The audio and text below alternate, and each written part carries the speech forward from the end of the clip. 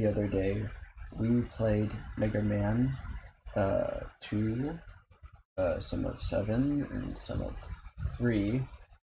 And I would play maybe a little more Mega Man, except for the fact that this year is Mario's 35th anniversary, and my stream is called Jack the Raccoon, and so I wanted to try to play the NES Super Mario Brothers 3. Oh boy. Updates.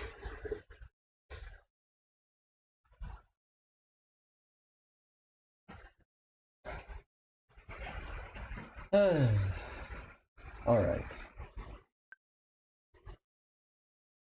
So, Super Mario Brothers 3, I wouldn't exactly call it my favorite game ever, but, I don't know, something about it just,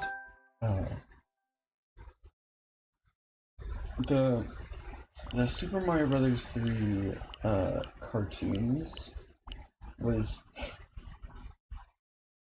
some of the first Mario media I ever saw. And there was something about having the raccoon suit, like the raccoon powers where you can fly. That's the main gimmick of this game, is the leaf right there turns you into Raccoon Mario.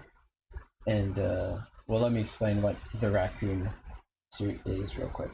Raccoon suit is what you gain when you touch the super leaf. You turn into Raccoon Mario and you gain new ears and a raccoon tail.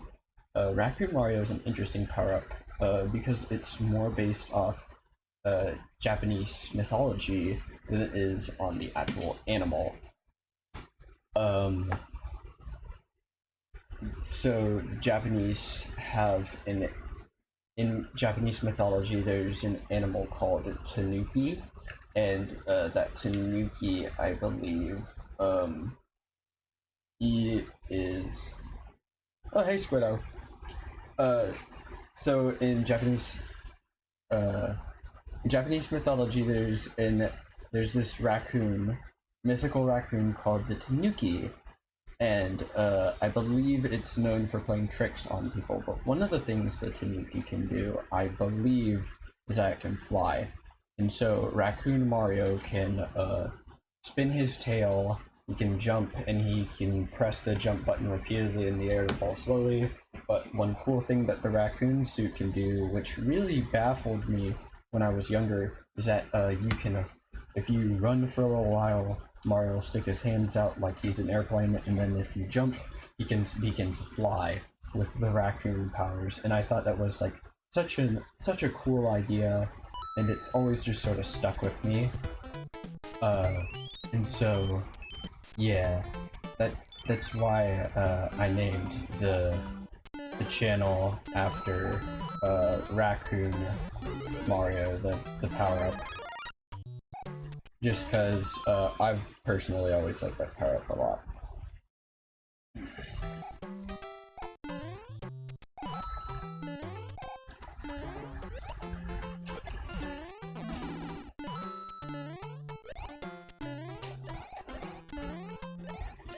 Glad your connection's doing well again, Squiddo. How was your runs going?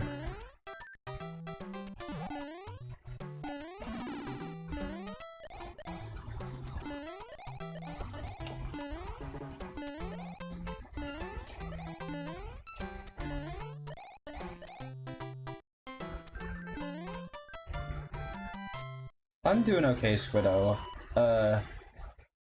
I've developed a bit of a cough over the previous day. Nothing too horrible, but I'm trying to isolate myself from like my family and my friends, just in case I have COVID. Whoa, really? Wow, that's amazing, Squiddo. Dude, huge props to you, man.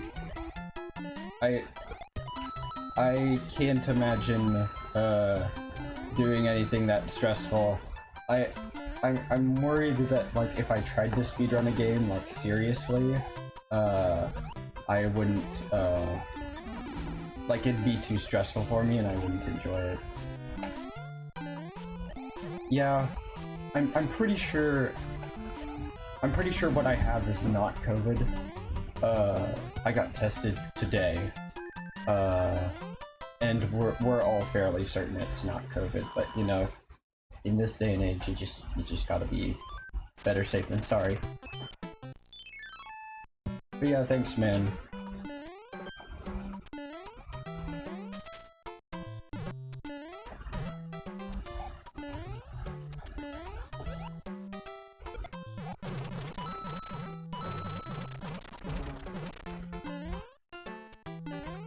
Dude, 250 people, well, it is a game like Mega Man 2, but still, that's a very hard game.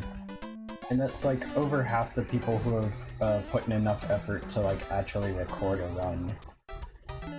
So like, I don't know, it's something I'd still be proud of. Plus you're one of the people who got into Mega Man, you said, like, after the Smash Brothers announcement. That's relatively recently. I'd imagine some of the people who speedrun that game are people who have played it since they were, like, kids and it first came out, so, like, I'd say that's pretty cool. Plus you just started, you know?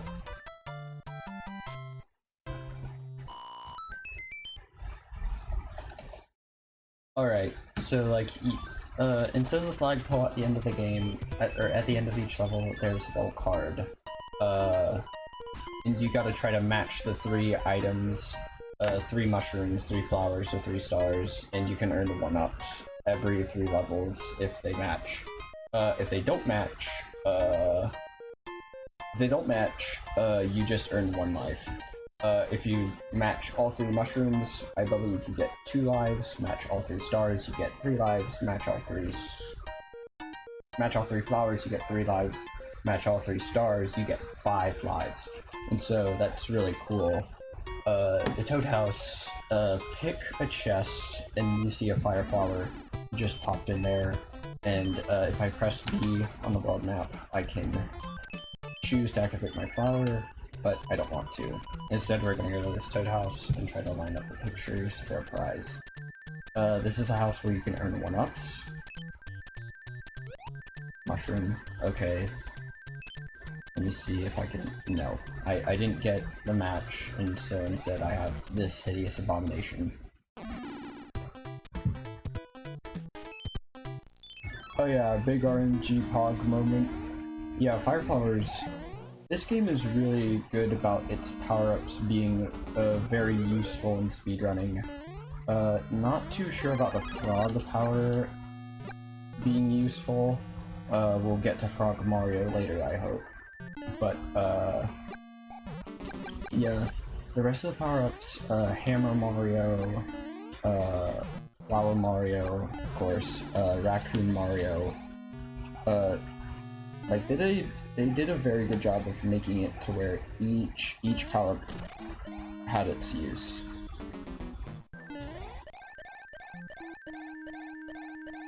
Yeah, that is a strange mushroom. That's what the game thought too. So like, it didn't give me anything for that. What a shame. So what we just picked up, that's technically a secret. How you're supposed to go through that castle is you're supposed to go through the door and you're supposed to fight Boom Boom, which is the castle boss. We'll be fighting him a lot in this game though. But what the whistle does is I use the whistle on the world map and it will warp me to another world of my choice. This is how you can beat the game in like less than 15 minutes. But I'm not gonna do that because I want to show you the whole game.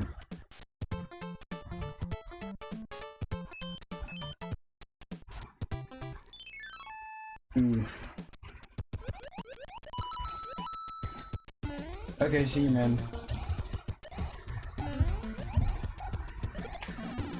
Nice. So I just lost my raccoon suit. Oh well. So we jumping around in the sky collecting coins because like we found the invisible note block. This game introduced a lot of elements that weren't in the previous two Mario games. At least for the US, Mario 1. For the US, Mario 2 has a strange history that I'm not going to get into right now. But Mario 1 mainly had if you ever see footage of the original Super Mario Brothers, there's it has a lot less content to it. Like, the graphics don't look as good technically as this. There's no world map, you just progress from one level to the next, to the next, to the next. And there's only 3 power-ups: the mushroom, the fire flower. The mushroom makes you grow and makes it so that you can take a hit. The fire flower makes it so that you can shoot fireballs from your hands when you press B. And the star makes you invincible. Because normally if you touch enemies in your small form, you die. So, let me see. The thing that makes this game so incredible for its time period is that it added so much that was new, completely new to the Mario series, and like some of those things have become main tropes. So like, you still have the mushroom, the star, the fire flower, but you also have the raccoon leaf. You have new power-ups like the hammer suit, the frog suit, the Tanuki suit. It's just, they did, plus you have new, more detailed locations, new, more detailed enemies, new worlds. This was just a mind-blowing game for the time. Oh, no problem. I'll see you later, Squiddo. Fight the lag, ma'am. And I'm dead. I have a little bit of input lag on my controller, not because I'm playing on the Switch, but because of the way my stream is set up, the kind of dongles I'm using. So I might try to like get a better cord connection sometime. But like, yeah, if you ever see, like, that's what makes the note blocks particularly difficult, because you have to press the A button at a particular time so that you can jump high enough and not fall to your death. See you, Squiddo!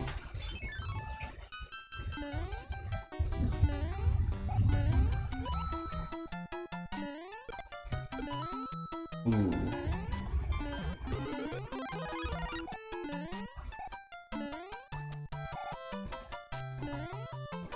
One thing I like about Mario 3 that isn't really in as many of the newer Mario games, not even in Mario World, which is a lot of people's favorite Mario game,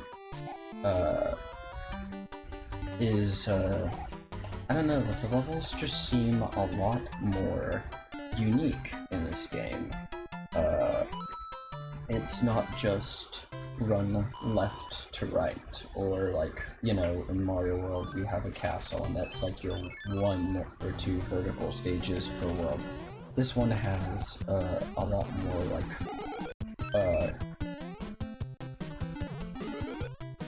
I'm not quite sure how to describe it, but like they combine horizontal movement and vertical movement, and it's really, really cool. Okay, so that's a mushroom. Mushrooms are actually a pretty nice power-up to have, I'd say, because you have a mushroom, then like, I'm gonna have to explain how the things work. Oh, but the toad says, "Oh no, it's terrible, the king has been transformed. Please find the magic wand so we can change him back." So the king has been turned into a dog, by Bowser and his 7 Koopalings. Okay, I suppose I should explain the story before we move on. So, after Bowser's defeat by Mario in Super Mario Brothers, Bowser sort of went away for a while, and now Bowser has returned, but he has 7 new henchmen with him, the Koopalings. In the original instruction manual, they were called Bowser's children, but the Nintendo has since said that they aren't his children after all, which I think is kind of sad, but you know what, that's fine, I suppose. Let's see. So the Koopalings have terrorized each of the kingdoms, and they've kidnapped each king's wand and turned them into some kind of animal. And so Mario and Luigi have to travel across each world, defeat each Koopaling in their flying airships, and take back the wand, and basically save the day, and world peace and everything. Like, actually world peace, I suppose. So that's the story. And what was I talking about before? Oh yeah, I was talking about why mushrooms are an okay thing to have. Mushrooms are cool because they allow you to take 1 hit before you die, so it's sort of like a shield almost. Plus, if you have a mushroom, the next time you hit a question mark block that contains an item, it will have something like a fire flower or a leaf or something a little bit more special than just a mushroom. So we beat the Koopaling. I believe that was Larry Koopa, and we grabbed his wand. And his airship disappeared, so we're falling from a stupidly high height. And we land perfectly on our feet, untouched. Oh, thank heavens, I'm back to my old self again. Thank you so much. Here's a letter from the princess. Did you see that bank shot Mario made earlier, though? That was kinda sick. Greetings. If you see any ghosts, be careful. They will give chase if you turn away. I've enclosed a jewel that helps protect you, Princess Toadstool. That was Princess Peach's old name in the 80s, was Princess Toadstool, and it makes more sense since she rules over mushrooms called toads. Now, what she just gave us was the P-Wing. Basically, it's exactly like the raccoon suit, except with the raccoon suit you need to run for a little while before you can gain enough speed to fly. With the P-Wing, you can fly instantly, and you can fly for as long as you like. So that's cool. Until you reach the end of the level, that is, and then it'll just turn into a regular leaf again. What else was I going to say? Oh yes, in Princess Peach's letter, she made a note about the ghosts that will give chase unless you turn around and look at them in the face, and then they'll just sort of stand still. This is the introduction of the enemy, Boo. And that enemy is now a Mario series staple. Can't imagine the Mario series without Boos, really. Come on, man. But yeah. Those little enemies were tiny Goombas. Goombas are the brown mushroom enemies that I jump on. Those were tiny Goombas in blocks, and you basically beat them by jumping on them. You beat pretty much everything in this game by either jumping on it, or shooting a fireball at it, or spinning your raccoon tail at it.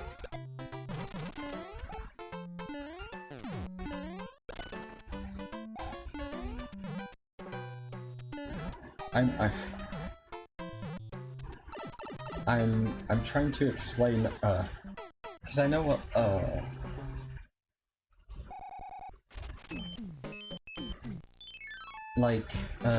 I know a lot of people who, don't exactly know, what Mario is, never really played a Mario game before, and so one thing I'm trying to do with this is I'm trying to introduce them to some of my favorite game series, and so the nice thing about this is that, like, I have no shortage of things to talk about because, like, I have to explain game mechanics, I have to explain the story elements, and why this game is so cool. And then there's more just, like, topical things that come up. But, man, this game is just really cool. It was really cool for the time. While it definitely isn't perfect by any means, and I just died to a piranha plant, that's what that was coming out of the pipe.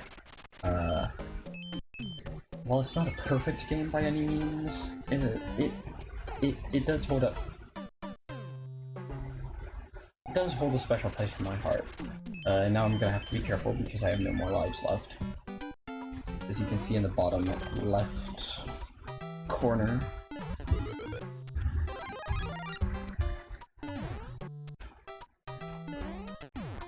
the n times 0 means that is my life counter. And I have no more lives left after this one, so I better be careful.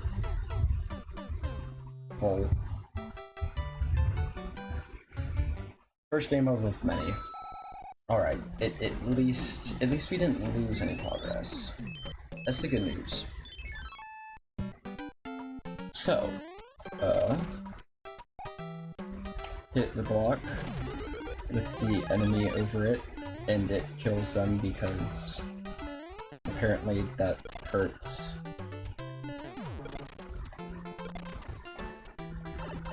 Oh please. Grab the star. So now I'm invincible. Those fire enemies, I believe they're called Fry Guys, those are incredibly dangerous because you can't jump on them at all. The only way you can kill them, I believe, is with either the hammer suit, which we won't have until probably World 5, if I remember correctly. I believe there's also the Tanuki suit, which we also won't have until World 5, or the star power.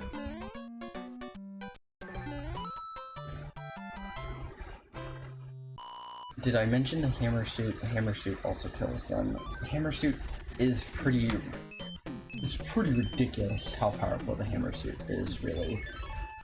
But we'll get to that when we get to that.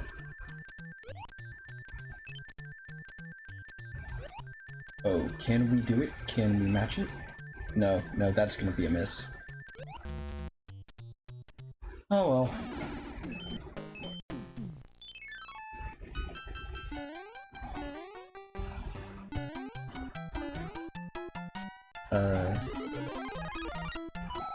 Yeah, they like to hide little items in random boxes for some reason. I don't know why. Okay.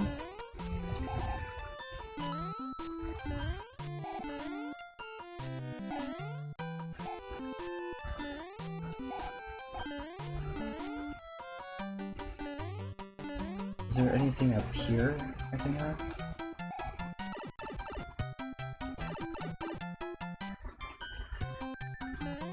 Jump.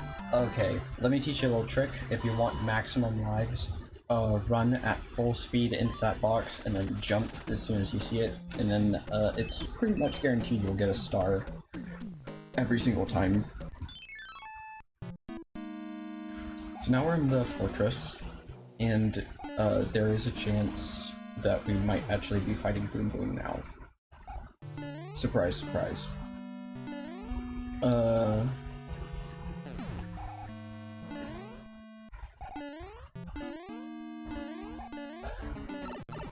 Ooh, sorry if I sound a little cranky. I'm just, oh gosh, I'm tired.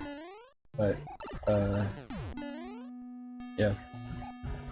I mean, I can't take naps. I'm just one of those people who's just like every time I try it, I don't know. It just feels so wrong because it's just like I'm supposed to sleep at night.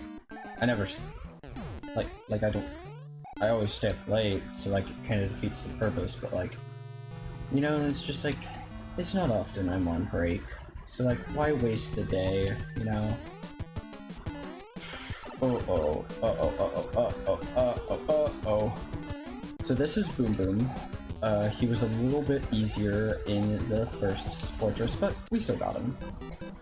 He takes 3 hits to kill, just like just about every Mario boss, except Bowser, because apparently the horns on his head like grant him immunity to plumber stomping.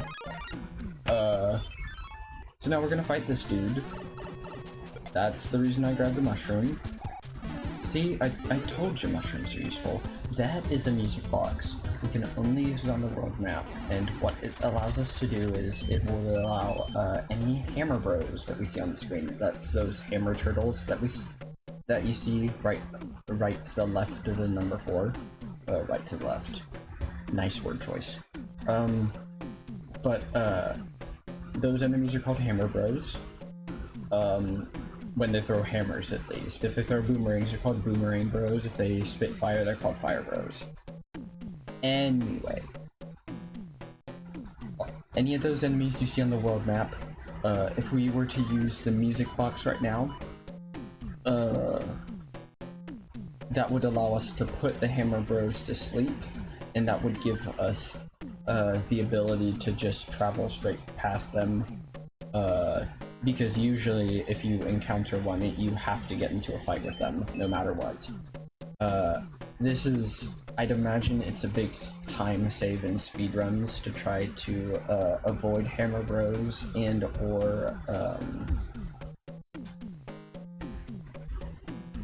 or use the music box to just get right through them.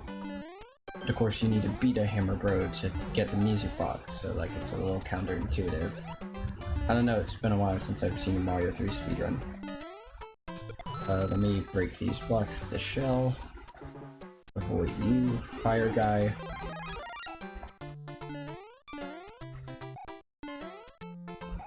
Run, run, run away. Oh goodness. A star. That's what I needed. Take you out, maybe. Yay. And I used my whole time limit for the start on that one. Then I'm probably gonna die anyways. Shucks. Nuts. It's fine, it's fine. We have several lives left. Oh, we can go to the Toad House now. There was a gate blocking the pathway to this area right here. So now we can go there. Its contents will help you on your way. There we go.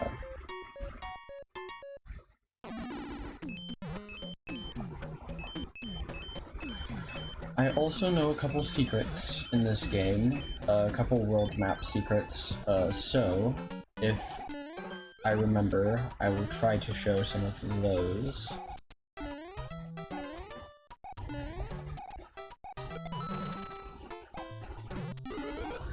Alright. Uh-oh. Uh-oh. Uh-oh. Uh-oh. Uh-oh. Get the star.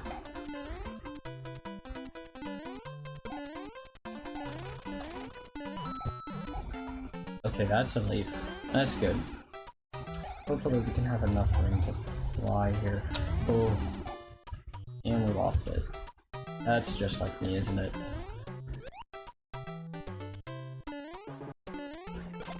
Ooh. Ooh. That was close. Excuse me.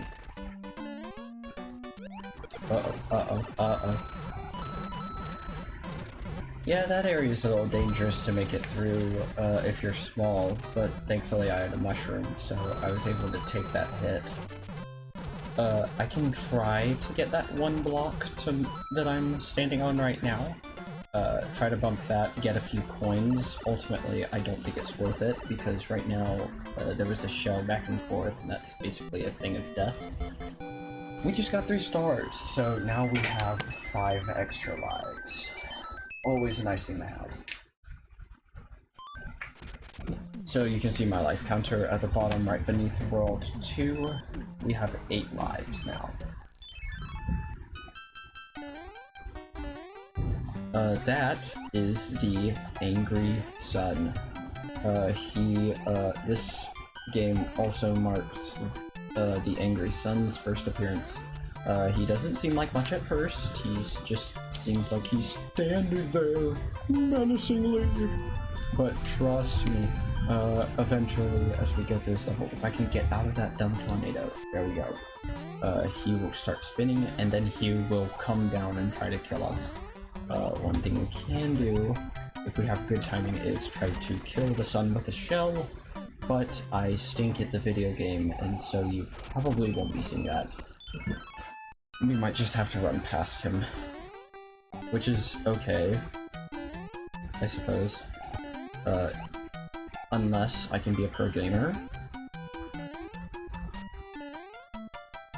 Pro gamer.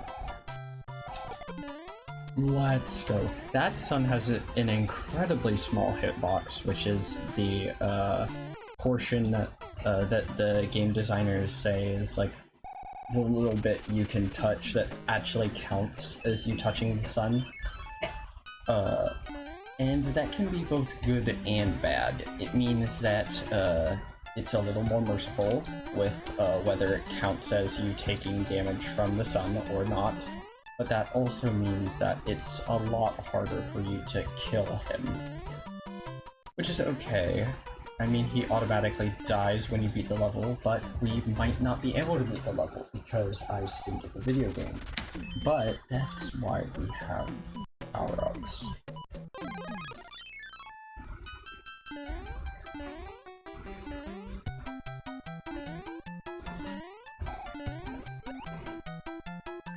Come on, gain the speed. Ooh, that was almost cool. No. Get me out there, get me out of. I'm sad.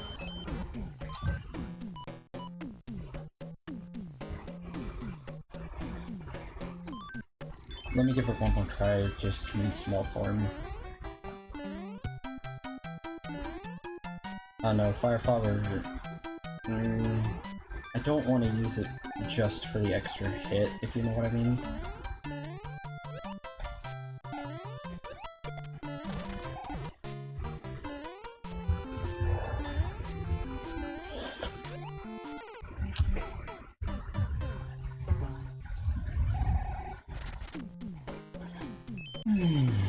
Oh well. We're fine. Jeez, I gotta learn to cover my cough. It's hard when you're holding a controller and stuff. There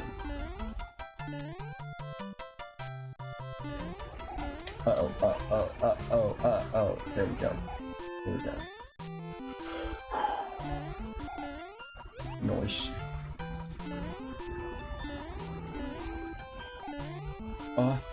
End.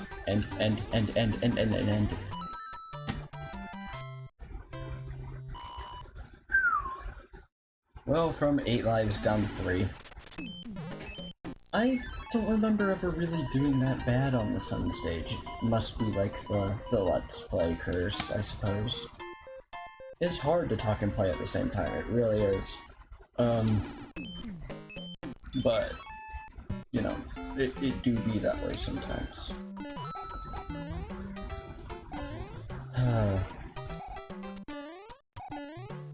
My voice is sounding really dry.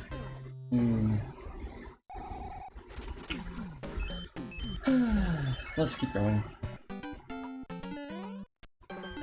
Okay. So, I mean, I am having fun actually. This is a lot of fun. It's a fun game. I just, it's hard to be stuck on a portion, obviously, but you know you can do better.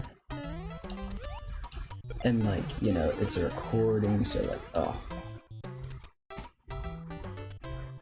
I almost died for that. don't do that. It's a horrible trick. It's like Admiral Akbar says, it's a trap, and I just died to a boomerang. Lovely. Let's try level 5. Okay, this is a Chain Chomp. This is another enemy that made its introduction in Mario 3 that appears in several Mario games afterwards. Chain Chomps are enemies. They're like little Pac-Man-like things, but they behave like dogs, like really savage dogs attached to chains. And they will leap out at you and try to bite you, which is kinda nuts.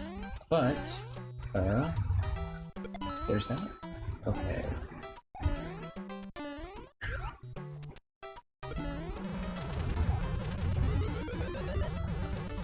Alright.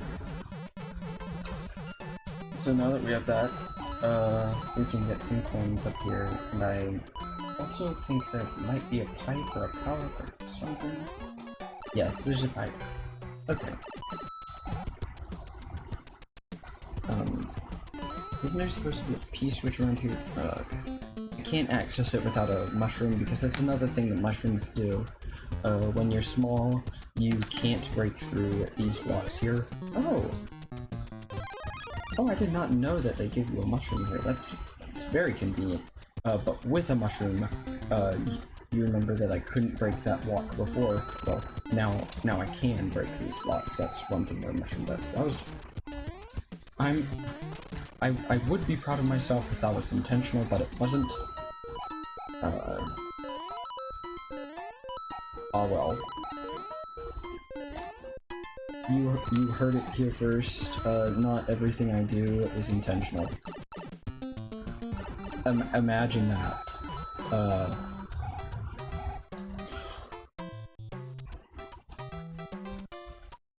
That was painful.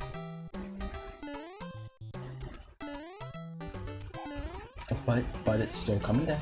Still coming down. I'm gonna try to gain P speed. Oh, I still got the star. I was worried I wouldn't there for a second.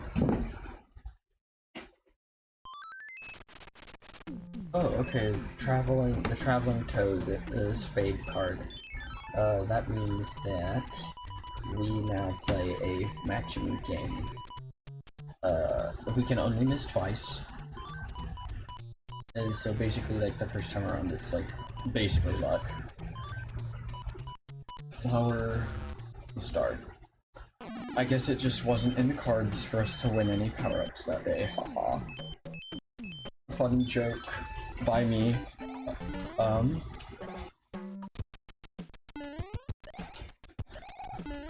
Bruh.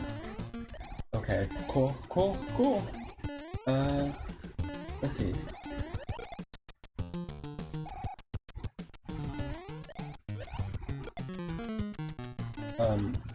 Okay.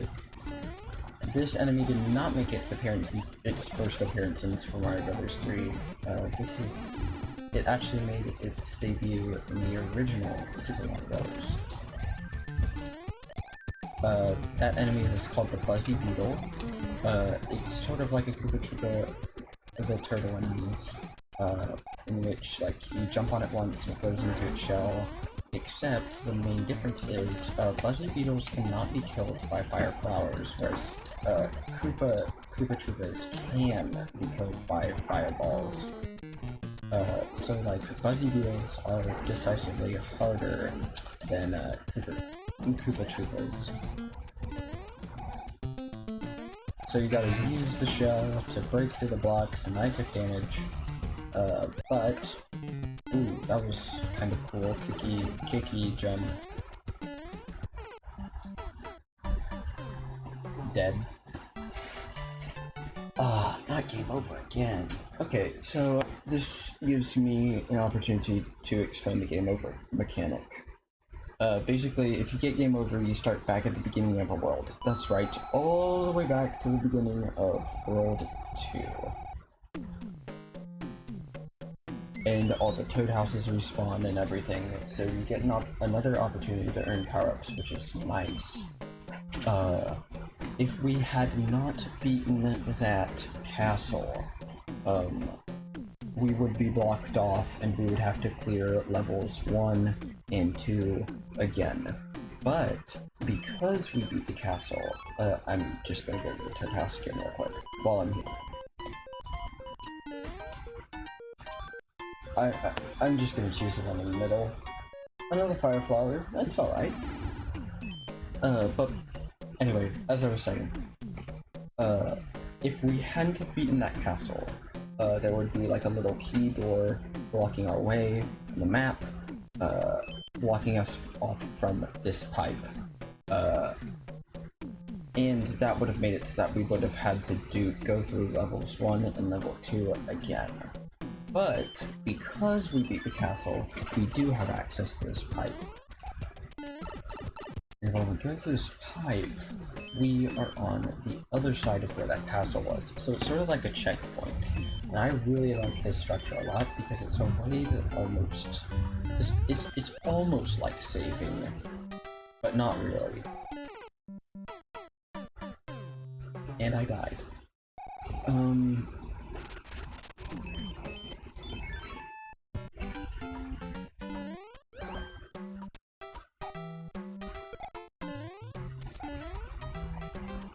So,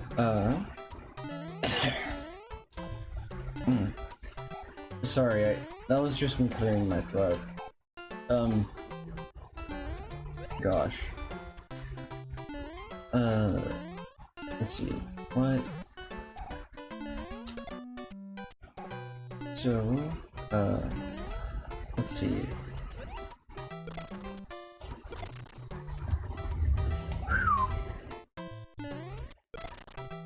So that's a lot of junk we gotta avoid.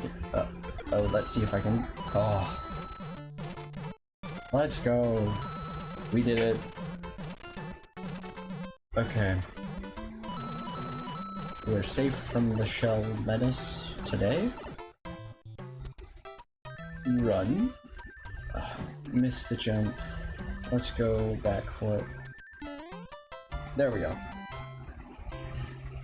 It's important to grab the star each time, that way you can earn maximum extra lives.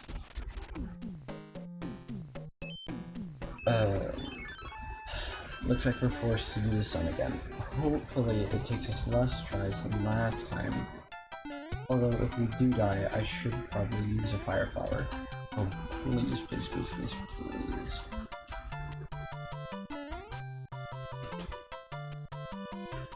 Okay, those twisters are kind of encouraging because like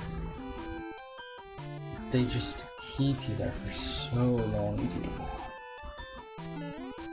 There we go. Careful, careful.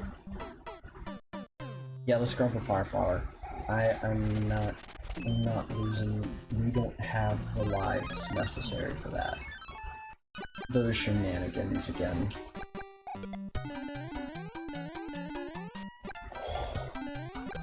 I do not remember quicksand being this much of a problem for me. Usually I'm able to just jump right out relatively quickly, but...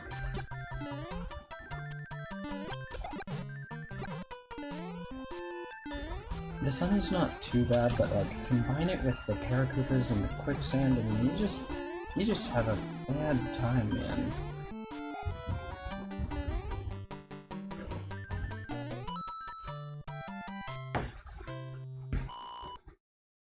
Okay, so we made it through, and we have a couple of lives.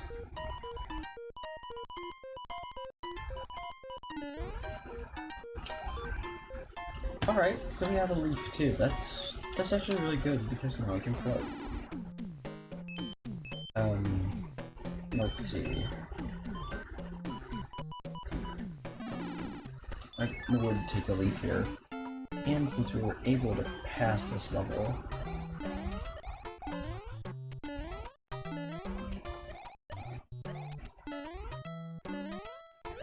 okay.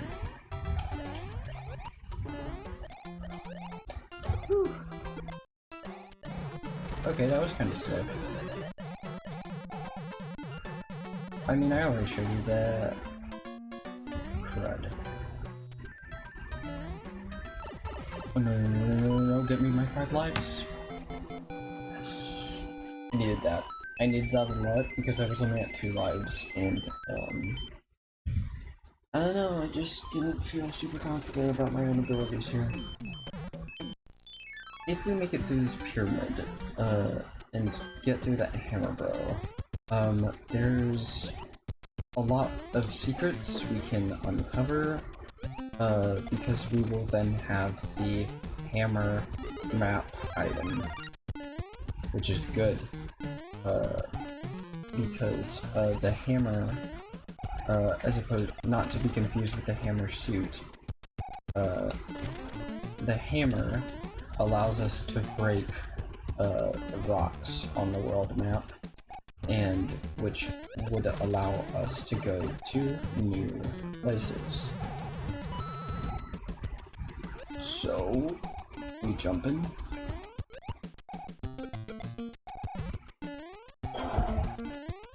Dude, did you see how close that was?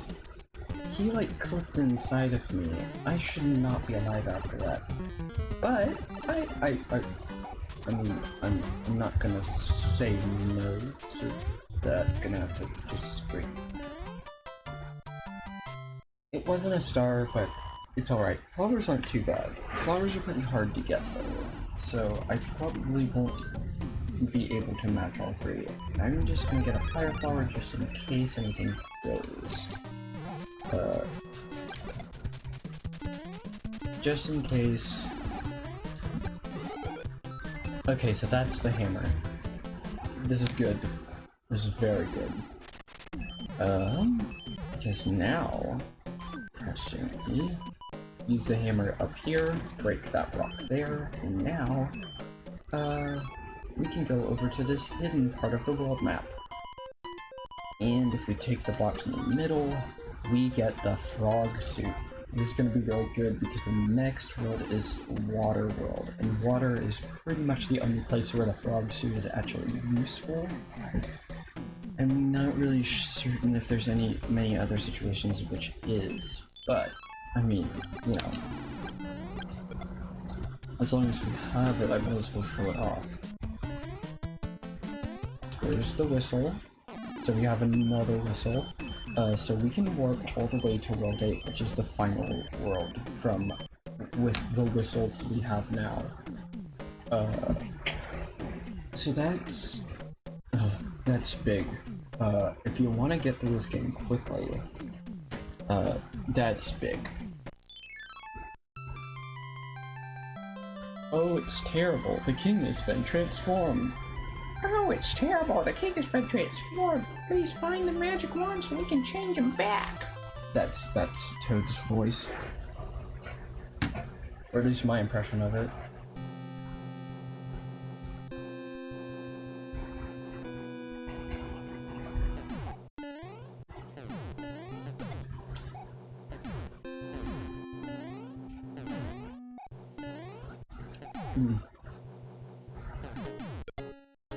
I don't exactly remember whose airship this is, unfortunately. But I'll probably know it when I see them. I believe it's Morton's. That was cringe. And if we die on the airship will fly away. And sometimes it will fly to positions that you can't reach. So if you haven't beaten every level, I might actually go into the Toad House here, try my luck, try to earn some extra lives just because I can. Okay, here's my chance. Let's go, 2 extra lives. That's good. Now we have 8 lives to deal with the airship. I don't want to use a power up here, but I'll use it at least. It's good to have items like mushrooms and flowers on hand, just so that if you want to take that extra hit, you don't have to use things like your raccoon suit. Because I like the raccoon suit, and I don't want to just use it just to lose it, if you know what I mean. Oh, no. I want to keep it. It has to flourish. No. Stop being bad. Stop being bad. Get the flower. No. I couldn't get the flower. That's disappointing. That's gonna make this boss fight a lot harder. Because that extra hit really matters. Those enemies are called Rocky Wrenches. They're little moles who pop out of the ground in airship levels and throw wrenches at you at a somewhat random height. But, oh yes, this is Morton.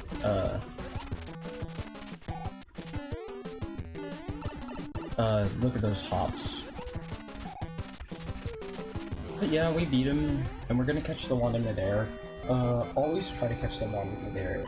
Not because you get like any point bonus or anything, but just because it looks cool, you know?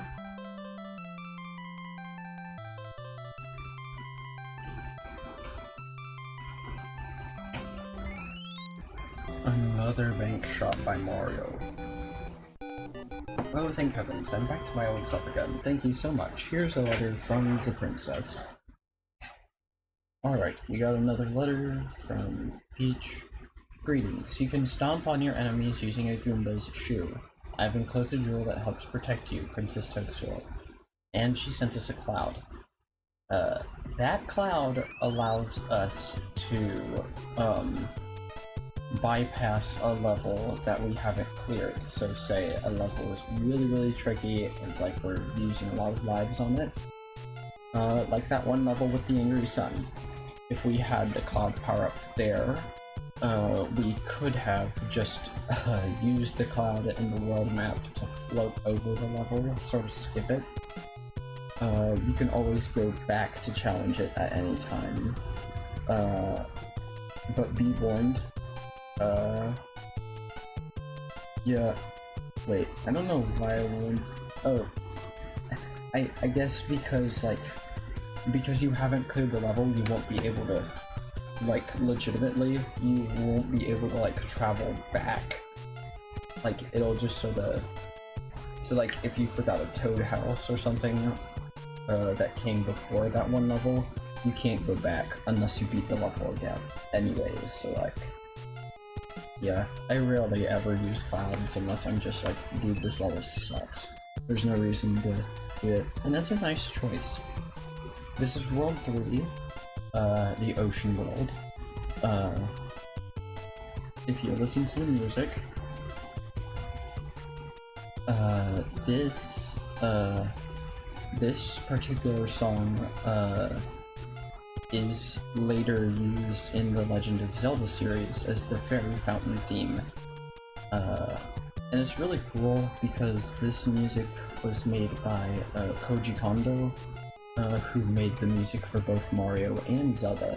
So it's nice to see him use the same tune twice. But I mean, if anyone could do that, it's him. He wrote the music. So this is the frog suit. And it allows you to swim in any direction, really. It's really good because water levels in Mario are not known to be everyone's favorite. But this makes swimming like infinitely easier.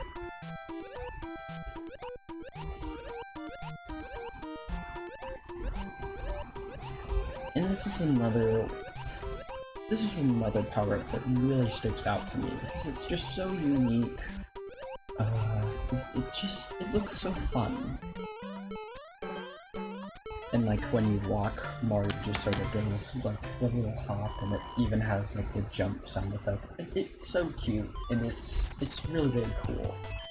You can even jump a little bit higher with it, but you're not nearly as quick, and you can't duck. And one level in the later world, the World 8, one of the fortresses there actually requires you to duck underneath something. And so it's actually impossible to beat that level as far as I know with the frog suit, which is kind of sad because it's a really rare item. So I'm gonna try not to lose it, but I probably will because this level is kind of tough.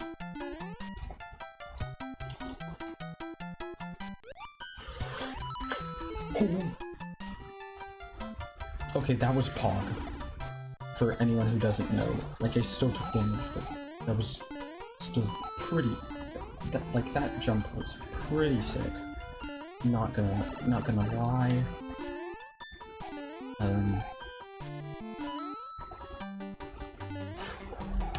Dude, what was I doing? I was like leaping straight into that fireball, but we avoided it, so it doesn't matter. And we gained an extra life. Yay. It wasn't perfect because we didn't match the items, but you know, it's fine. Here's a chance to win some items again. I hope you remembered where the items were because I did not. Okay, so there's a flower there. If I remember correctly, maybe there's a flower here. No, that's a star. Augers? Nuts. I forgot where that other flower was. Oh well, we at least gained the star. That's better than nothing. Not by much, but still. Pick a box. Its contents will help you on your way. Alright. Another frog suit. Just what we needed. I like having one of these power-ups on hand, just in case there's a situation in which I need it. Plus, it's just nice to have a rare item like that. You just... like, that collector needs just, like... but I want them all, you know? It's a nice feeling to have when you have all the rare items in your inventory, because then you just feel like, ugh, it's complete. And it's so hard for me to say, like, yep, this is a good situation to use it when it's not a frog suit, because the thing about the frog suit is it's only useful in, like, 2 situations. So you're just like, oh, okay, if there's water, use the frog suit. If not, don't use it. The thing about, like, the Tanuki suit or the hammer suit is it's just like, well, do I really need, like, the massive OP power of the hammer suit? Sorry. Do I really need that, or can I get by without it? You know, like, you don't want to waste it, because it's by far the most powerful weapon in the game, and you want to save it for Bowser, actually. But the thing about the Tanuki suit also is it's basically an enhanced super leaf. You can fly with it, you can use your tail with it, you can use the slow fall with it, just like the raccoon leaf, but the only difference is if you press down and B in midair, you can turn into an invincible statue for a little while. And that statue is really powerful. If you can stomp all sorts of things with the statue that you can't in the normally. You can stomp pillars of fire, you can stomp like spiky enemies. Ooh.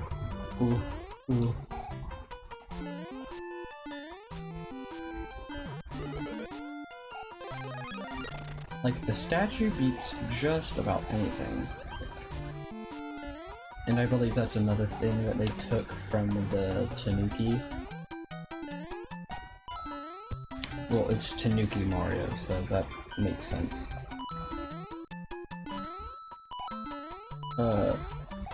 So like, if you notice, like, a lot of the suits are like Mario wearing... Okay, just like, okay.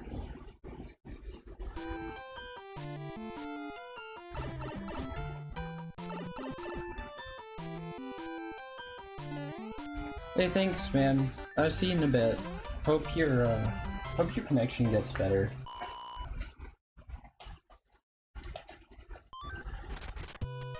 So anyway,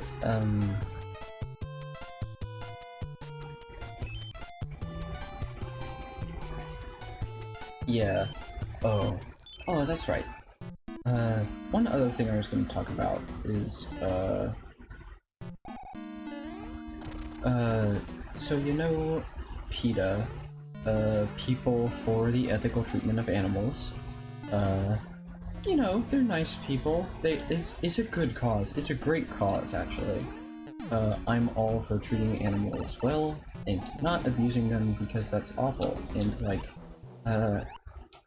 as a Christian, I believe we're meant to, like, protect the animals and take care of them. And so I think the desire to protect animals is a good thing. But PETA often gets triggered over things that are just like, really? Like, you're gonna get angry about that? Like, they just kind of go off at, like, the drop of a hat. And this was one of the things that PETA just really got upset about, because Tanuki Mario and Frog Mario, they're basically costumes of the animals, right? And so, like, PETA thought it was supposed to be like, oh, Mario skinned a raccoon or whatever, like, oh no, Mario skinned the frog. And so PETA got all up in arms about that. I mean, it's a kid's game. It's basically like footy pajamas. Like, if you see, like the official artwork for Tanuki Mario, it literally looks like footy pajamas. And so it's just like, no, he's not actually skinning the animal. But, like, I mean, you know what?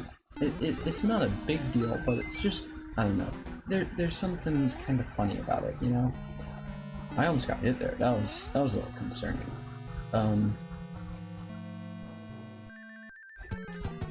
PETA actually gets upset with Nintendo about a lot of things. Pokemon, I know PETA gets really upset every time there was a new Pokemon game. When the first Pokemon got released, PETA thought it was, you know, it's a game about training Pokemon and making them fight other Pokemon, and so, like, obviously that's like, you know, it brought to mind, like, you know, like, animal, like, you know, like, illegal animal, like, basically cockfighting, but not. So, that actually makes a lot more sense in my opinion, especially when Pokemon was new. But now they're, like, fighting games are so rampant, you're just, like, but people haven't had a problem with fighting games in the past. That's not true, actually. Mortal Kombat was kind of a big deal. Street Fighter, I'd imagine, Chun-Li isn't the most appropriately dressed, and also there's games like Fatal Fury. Any Smash Brothers fans know that, like, when, Masahiro Sakurai, he didn't want to put a Fatal Fury character in Smash Brothers because, or a particular Fatal Fury character in Smash Brothers because she was too, skimpily dressed.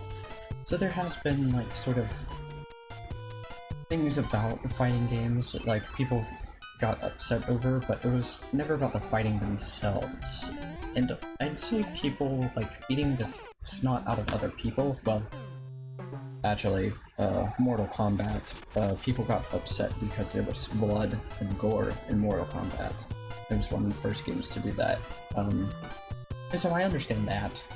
But, like, if you're upset about a kid's game, the concept of people beating up other people, like, if that's just like, oh, you're fine, yeah, do that, it happens every day. But then, like, animals, as soon as you change that to animals, it's just like, yeah, it's fine. I mean, it's a kid's game. Like, it's not, I don't think it's encouraging children to, like, participate in cockfighting or anything. I mean, I certainly wouldn't do it, because, like, I don't know, I don't jump on the heads of any random turtles I see just because I play Mario. But, I don't know. I think it's just a lack of understanding, I suppose. But that's okay, because there's plenty of things I complain about that I don't understand. You know? You just gotta have patience with people like that.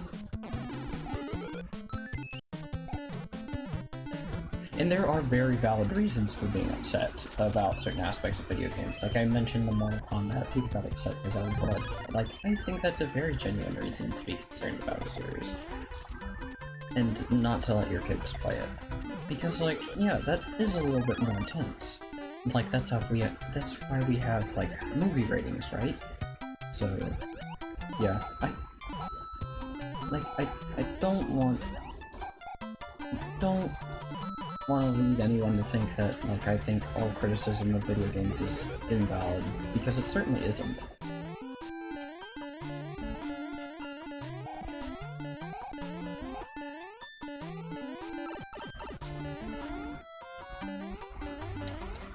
Please shake this guy off me. Okay, cool.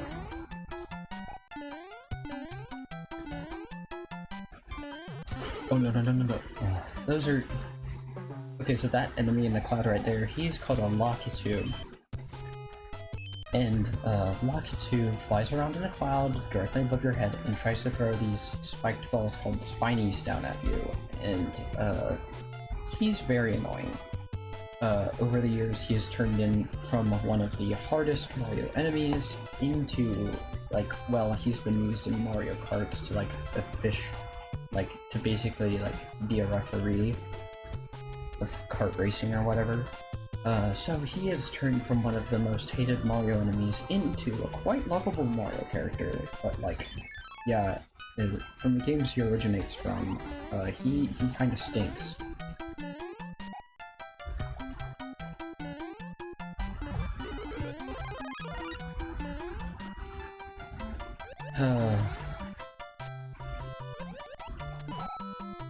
I was just thinking about how Piranha Plant's in Smash Brothers because I was talking about Smash Brothers earlier. Nuts. Piranha Plant is a playable character in Smash Brothers now. I actually was pretty okay with that. I mean, I thought it was a cool idea. I know all sorts of people who, really wanted certain characters to be in there. They're like really upset. They're just like, really, stinky Piranha Plant in, but not, I don't know, Waluigi or something. I mean, I did want Waluigi in Smash, I'll be real, but like, I don't know, it was always just for the meme, you know?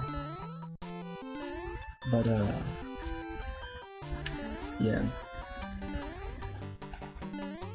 I wasn't too upset when Piranha Plant got announced as a character for Smash Brothers. I mean, I was definitely surprised, but like, yeah. I think people just tend to make too big a deal out of video games a lot when it isn't a big deal. That's the difference. Like, you know.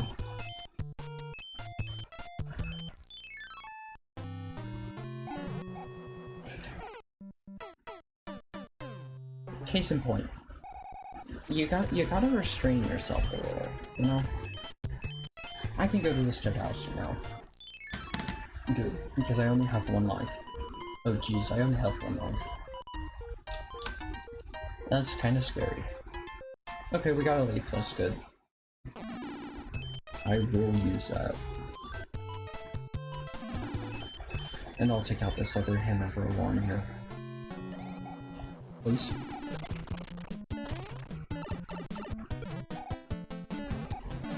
Well, I'm...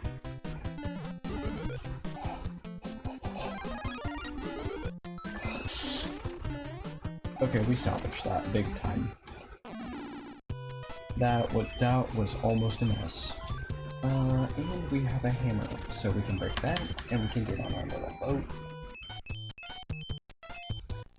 Now we can go to a whole bunch of Toad houses, get a whole bunch of items. This is great, because now we get to get items, basically. And extra lives, potentially, if I don't mess this up.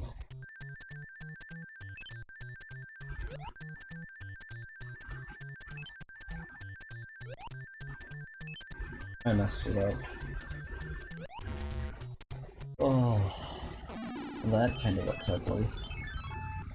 Okay, another chance, let's go for a star. Yeah. Narts. Ew, that's a weird amalgamation. I'm gonna pick a box. Another frog suit. Okay. I'm starting to run out of uses for the frog seed, I'll be real. There's not a whole lot of water levels left as I understand it. We'll find some use for it though. Pick a box. Its contents will help you on your way. Fireflower. Okay, this is good. I'd like to have at least one fireflower on hand because I don't feel as bad about using it whenever I need it, as much as I feel bad about the leap for stars.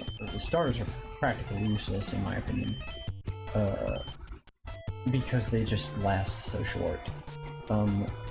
So this island, this is the island that the boss is on, because there's a castle there. Does this landmass remind you of anything? It looks a lot like Japan. Can you see it? And where the castle is in relation to this island is almost like roughly where Kyoto is in relation to Japan, and Kyoto is where Nintendo's headquarters is. And I want you to keep that in mind when we actually get to that castle, because the king is going to look really familiar.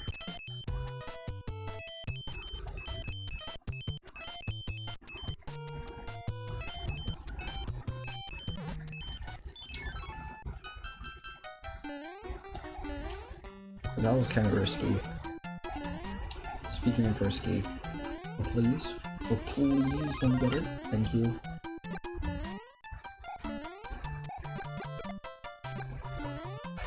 Okay, these blocks are called donut blocks. If you stand on them long enough, they will fall. Yay. Just like that. It's kind of scary too, because in the newer games, they at least like made them change color or something when you got near them, so that then you would know whether you were triggering them or not. So like they were a little more telegraphed about, oh no, it's gonna fall, or oh no, you're actually counting as stepping on it right now. Not in this game though, so like it's a little less merciful, I suppose.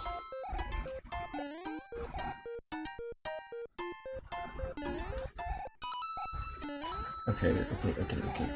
Spinning platforms. I hate those platforms, man. They'll just spin you off and they'll fling you into oblivion if you're not careful.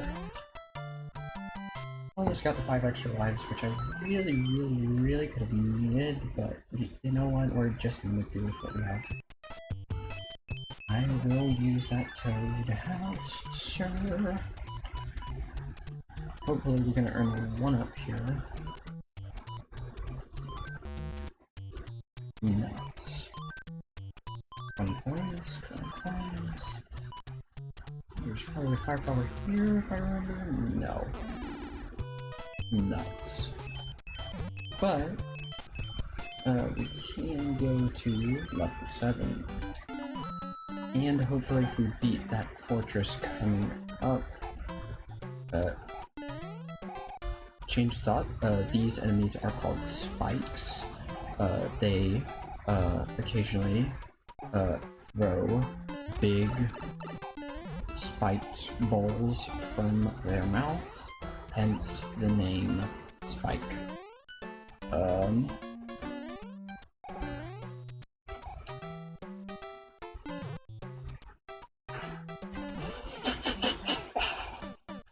Those can be really hard to dodge sometimes. I might just go on to level 8 because the bridge is open now.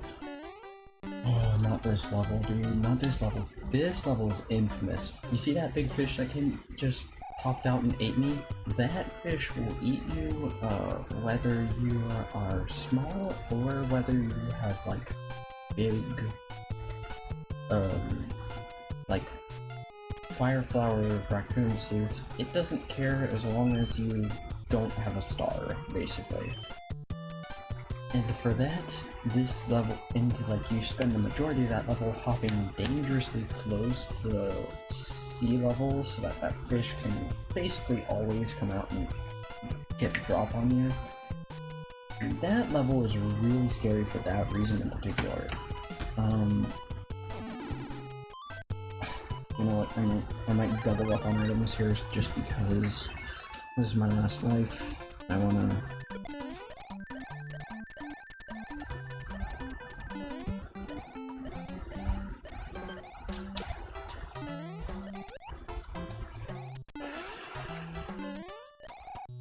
Easy.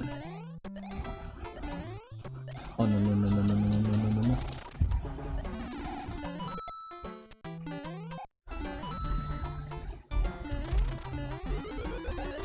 Ooh, there's a vine. Let's see where that goes. So you got coins, okay. Oh, nice one up. I could use that.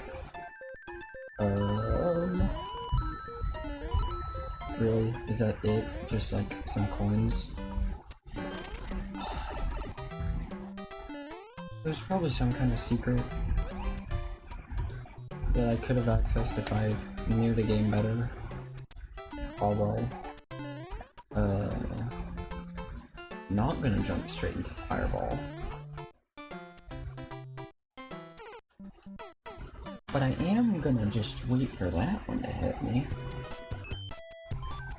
Alright. Gonna use a P-Wing here.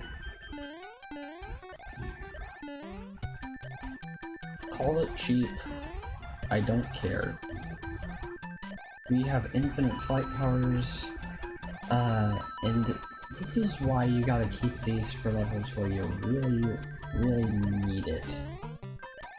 Because there are levels where you really need an item like this every once in a while. So it's good to have those really powerful items on hand so that when you need them, you have them.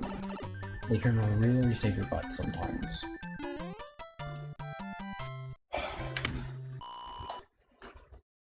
I believe that was the one we got from Princess Peach, so thank you, Princess.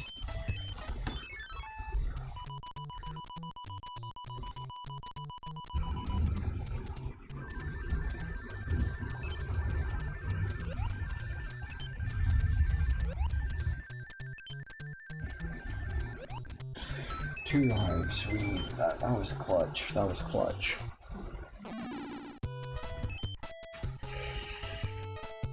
Could go for the tower here, and that way we could unlock the door that would take us to the pipe, so that then we don't have to redo all those levels again. It's probably worth it, because I don't want to redo level 8 again. Well, we would have to redo level 8 again, otherwise.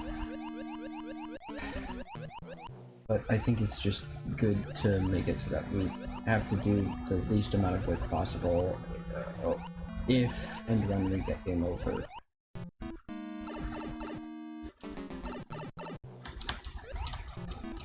Oh.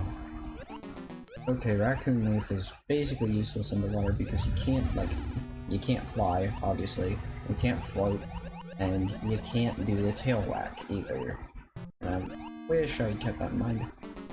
Actually, a frog suit wouldn't be bad for this. Actually, a frog suit would be super useful for that, fortress. Keep that in mind if you ever decide to pick this game up. If you get the Nintendo Switch Online subscription service, that's what I'm playing it on right now. This game and a bunch of other games come free with that service. Which I think is really cool, because it saves me the trouble of having to buy all these games on another console. Which is always great. Actually, I didn't need to go in this pipe.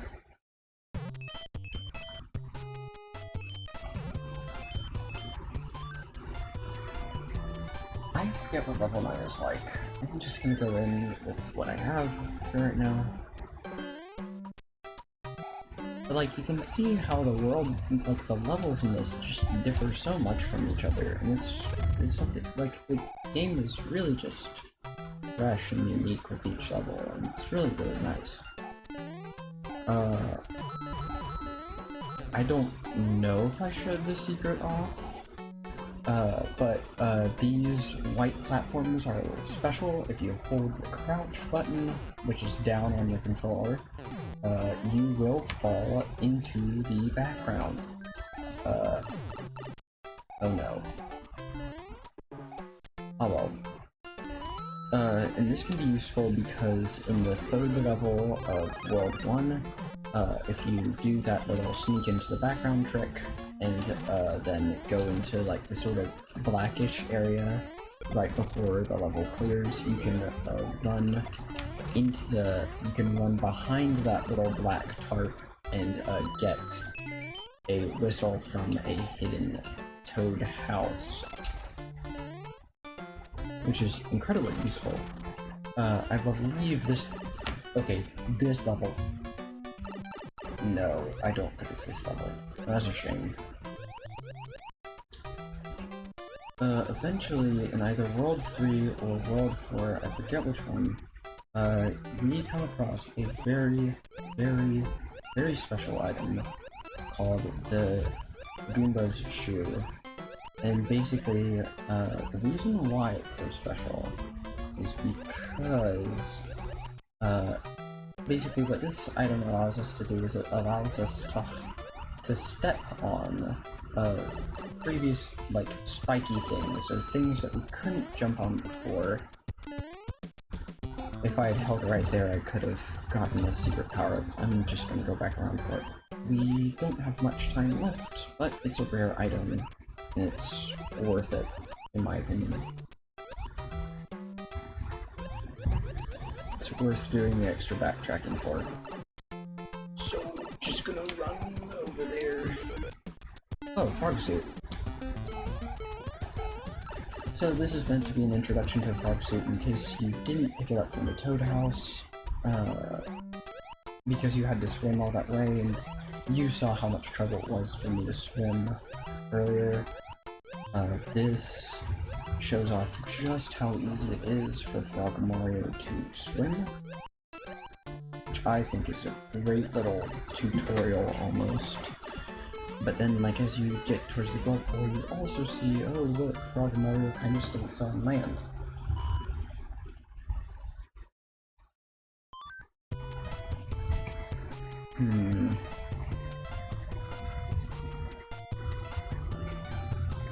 It isn't 1-5 that I'm thinking of. Or 3-5 that I'm thinking of with the Goomba's Shoe, is it? Well, regardless, we're gonna have to try to beat the airship with Frog Mario, and oh goodness, this is gonna be difficult. But, well, at least you're in for a treat. Oh, it's terrible. The king has been transformed. Please find the magic wand so we can change him back. Okay, whatever you say, pal.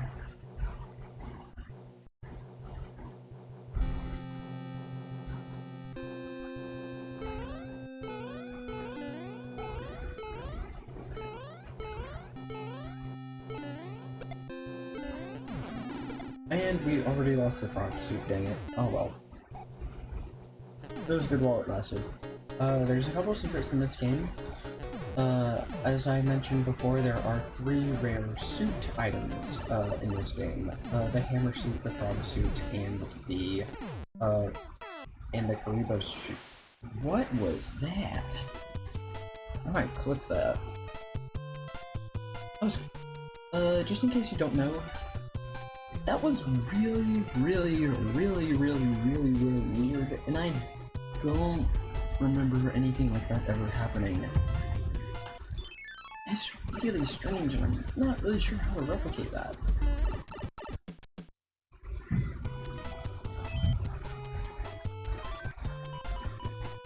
I've never seen that before. So I have a fire flower now, which should make my life a lot easier, I think.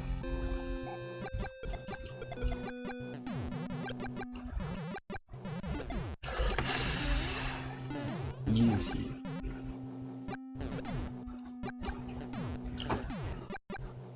So as I was saying before, there are 3 rare suit items, or 3 rare suit power-ups, I suppose you could call them. I don't care. The frog suit, the hammer suit, and the Tanuki suit. Tanuki suit is the raccoon suit, but like, you know, the one that's more like footy pajamas. Basically,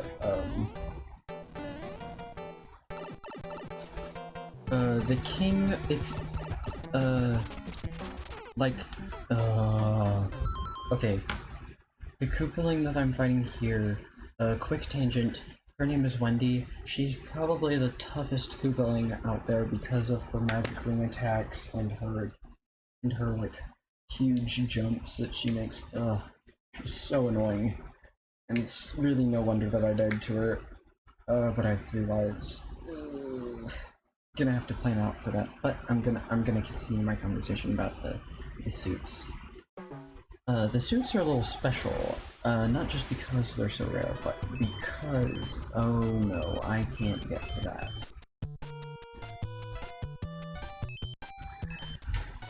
More time to continue my thing about suits. So the suits, if you beat an airship with, you know how the king usually says something like, oh, thank you, you transform me back, or whatever. If you finish a airship with one of the 3 suits, the king will give you some special dialogue, that is unique to that suit. If you get the frog suit, if you finish the airship with a frog suit, the king will ask you if you want to be transformed back into a human because he thinks you're an actual frog. If you beat it with the Tanuki suit, I believe he says like something like, thank you kindly raccoon, here's something for your troubles, or something like that. And he hands you the letter from the princess. And if you beat it with the hammer suit, the king says like, those are some nice looking duds you have there, do you mind if I borrow them? And then he's like, what? No dice? What a drag. It's so like 80s, I guess. What a drag. But like, I don't know. Interesting that he asks for your clothing.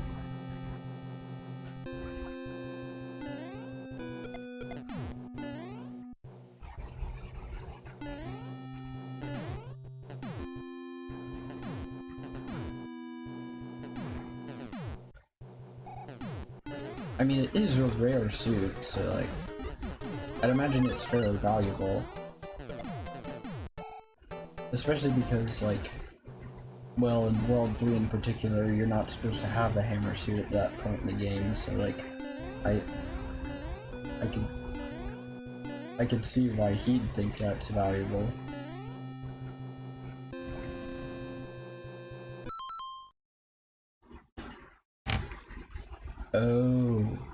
Oh, thank you, Mega Dry Gamer.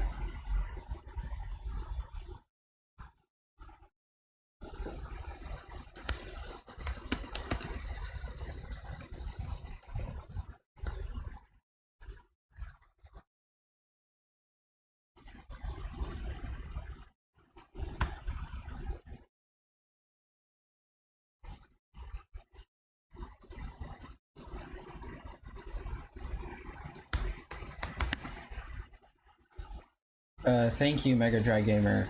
I did not catch that. Thank you for reminding me to change the thing. It's nice to see you again, too. I'm doing okay. I have a small cough. So I'm having to stay away from a lot of my friends and family for a little while, and so I just thought, now's a good time to do a stream since I have pretty much nothing else to do over break. Let's see, what should I call this? Well, my name is Jack the Raccoon, so I guess it's raccoon time.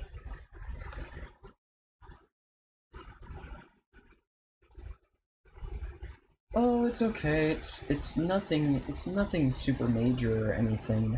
It's just that it's just a small tickle in the back of my throat. I got tested today just in case because like this, like, you know, that's kind of the times we're living in right now. But I don't think it's COVID at all.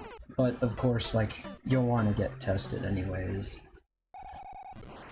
So yeah, I'm waiting for those results to get back. Nothing, I'm not too concerned about it. But yeah, definitely, yeah.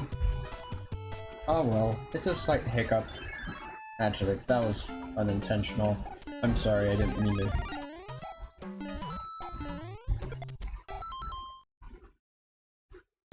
Yeah, no kidding. Yeah, it's way better because I don't wanna spread it if I have it. But I don't think I have it. But just in case, obviously. And that's game over. Oh well.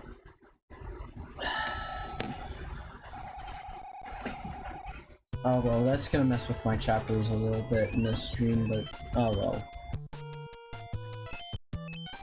I can just use the pipes.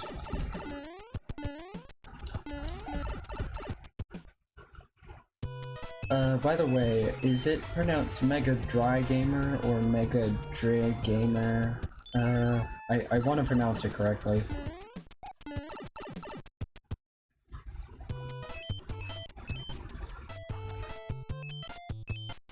Oh, that's all the way over there. Hmm.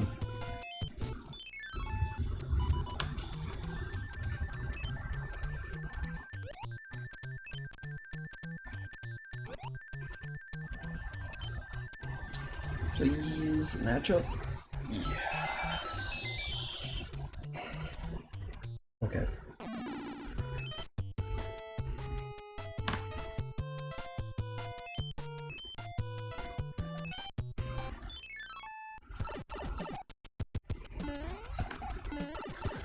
Alright.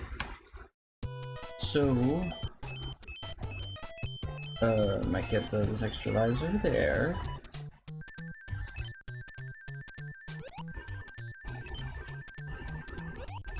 Nuts.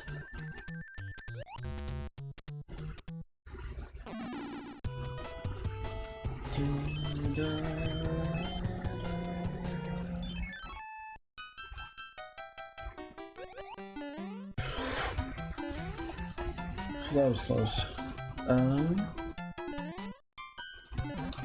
Yeah, I'm not looking forward to tackling that airship again. Wendy is really challenging.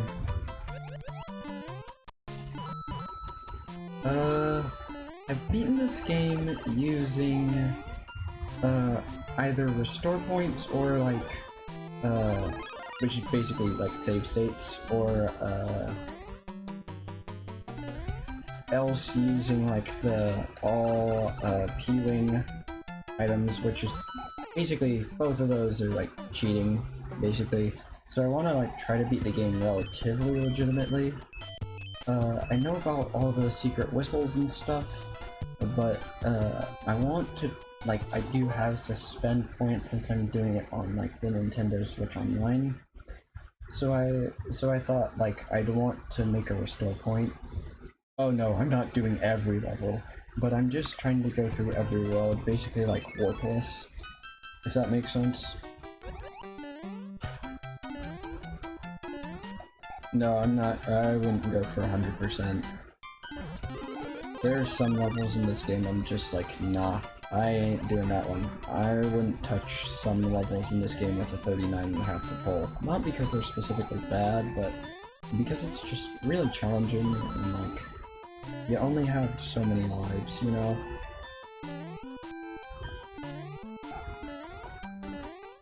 Yeah, no kidding. This game's no joke sometimes.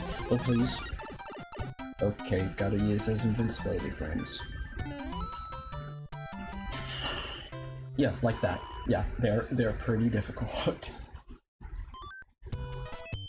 But that's what made those whistles so worth it, I think. You know, Like, not only because, like, they were pretty hard to find, but, like, just because, like, the levels you skip were really challenging, and so it, like, gave you a chance to be like, oh, I spent... And it takes so much time to beat this game warpless, and in one sitting, it feels like, almost like a GameCube game, to where you have to, like, finish it in one run, so, like, technically, you, like, don't turn off your console or anything, and waste a lot of power. That's why I like playing it on a system that allows for restore points. I know it's not, or save states, even though like I don't use them like mid-level, I use them like between worlds or like whenever I take breaks, because it's just like, geez, it's tough, and it takes a long time, and I wanna go through everything this game has to offer without restore points, for the, like, in-between levels, I mean. But I don't want to beat this game in one sitting, and I don't want to leave my console on. So yeah, I like having the save states. They're really nice as, like, a convenience thing. But I want to beat this game as, honestly as possible. That's a little hard when you're fighting against Wendy. Dude, clutch. Wendy is so rough. I thought for sure I wasn't gonna make it. That was Pog.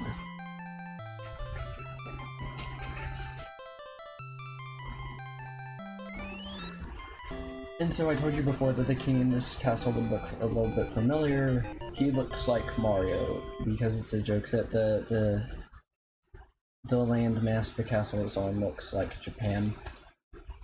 And so basically, like, the castle is Nintendo, more or less. Did you look up the Breath of Fire? Yes!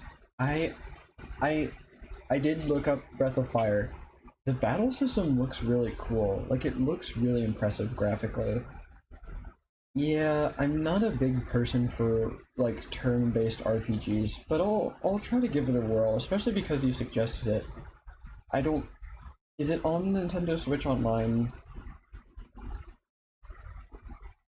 Actually, that's a good question. I'll take a look at that after this. I'll check to see. Greetings, the white block contains magic powers that will... Yes, it is? Oh, okay. I might have to check that out after this stream. That sounds really cool. The white block contains magic powers that will enable you to defeat your enemies. I have enclosed a jewel that helps protect you, Princess Toadstool. And she gave us the music block. So, I already said what the music block does, but like, basically it puts enemies on the world map to sleep. So you don't have to fight them if you run into them. It's really nice. I forget which way you're supposed to go. Okay, it's just right now. I'll definitely check that out.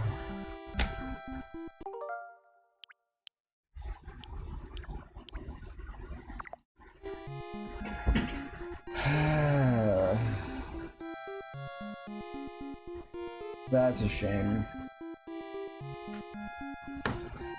Is there any way we can get back from here? Oh wait, press and hold to rewind.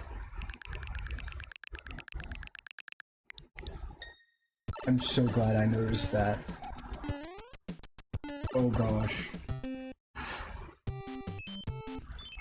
That was clutch. That's another nice thing about Nintendo Switch Online. Cause I just made a big deal about, yeah, I want to go through every level.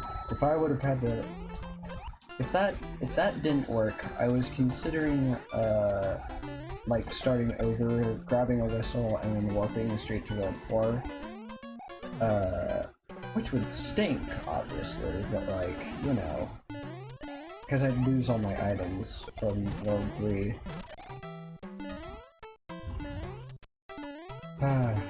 But yeah, I'll definitely check out Breath of Fire. I'm not sure if I'll like it too much because, you know, like I said, I'm not too big into RPGs, but I'm willing to try out just about anything anyone suggests to me as long as it's, you know, appropriate, obviously. Sorry, no, we're not trying out, I don't know, anime girlfriend simulator or whatever. I'd be so disappointed if that exists. Let's see.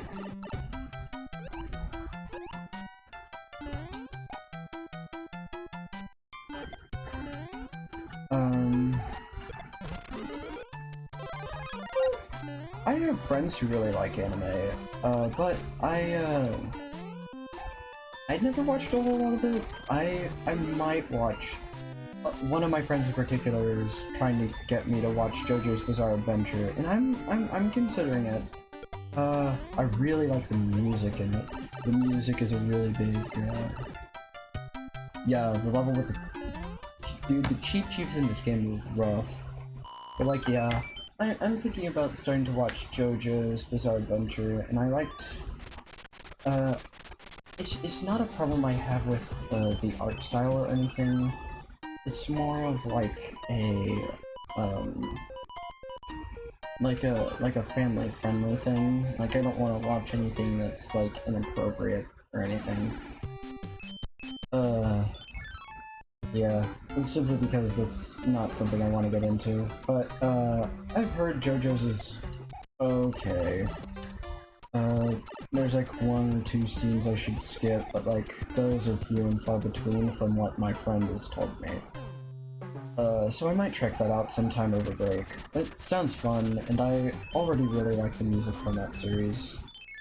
So it's not that I hate anime in general, it's just, like I read a book, in ethnography recently for school, called The Soul of Anime by Ian Condry. It's really, really good. I recommend you read it. And yeah. So yeah, I don't hate anime or anything, because like, just like video games, it's, you know, it's a nerdy thing. Like, not all of it's bad, but like, of course there's that stuff you gotta look out for. But yeah. Dang, that was a really long-winded way to state an opinion like that, huh? Oh well, I'm sorry. But yeah, I have nothing really against anime as a whole. It's just, you know, like other nerdy things, there's both a light and a dark side to it, you know?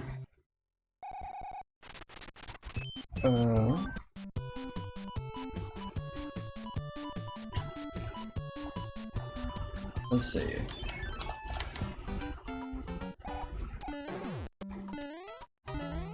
Plus, like, so many games are made in the anime art style, and I kinda like it, actually.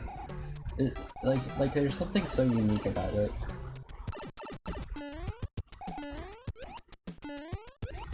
The frog suit is amazing, yeah. Especially for water levels. I love what they did with it in Mario Maker 2.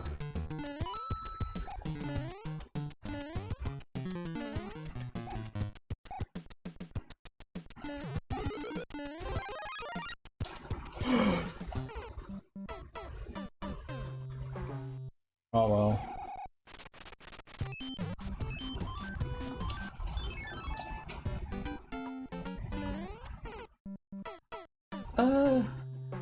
I don't play it that often, unfortunately, but I do like it. Like, I watch a lot of Mario Maker streamers, like DGR and Ryukar.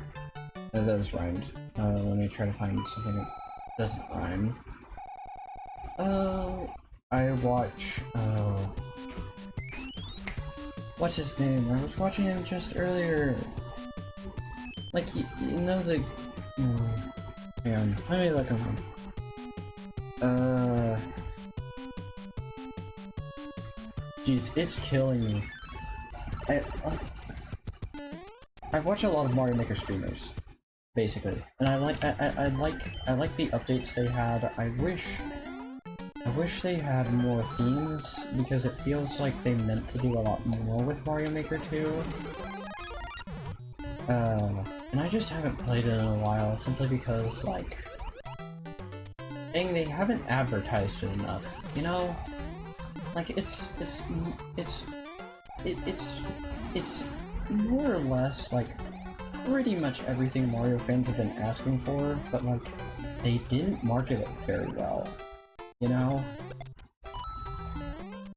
And it's just, and it's kind of sad too, because, like, they also should have probably added a lot more to it afterwards. Like, it seemed like they were going to add more themes after 3D World, but they just didn't. So it, like, felt sort of like, oh, you know, like, it'll get a lot better later, but it just never, like, there wasn't anything too big after World Maker. World Maker is huge. I'd love to get back into Mario Maker just for World Maker. I already have Mario Maker 2, but I just have never really had time to make a lot of levels. Honestly, that'd be something I'd like to do on stream every once in a while. It's like, make a level. It'd be really cool. Do you like Mario Maker, Mega Dry Gamer?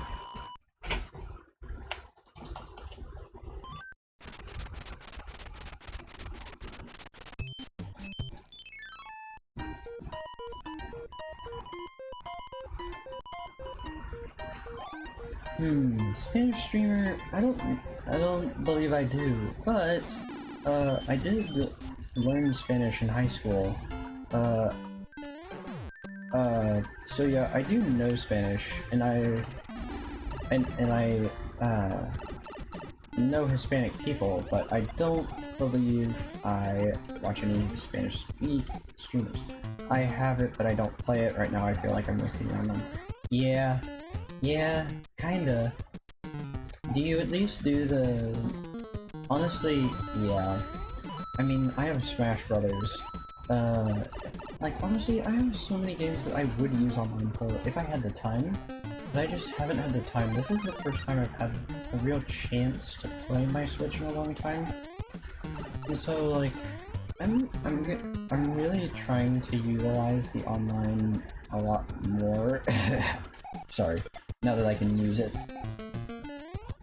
If that makes sense. I like that you can play NES games online. That was a really good touch, I think. And if my internet connection was better, I would probably try to do some online, like, during streams. But I don't know how that would pan out in the long run, because I would like to do, like, a long play of it, probably. Whereas I know a lot of people don't have the patience for that.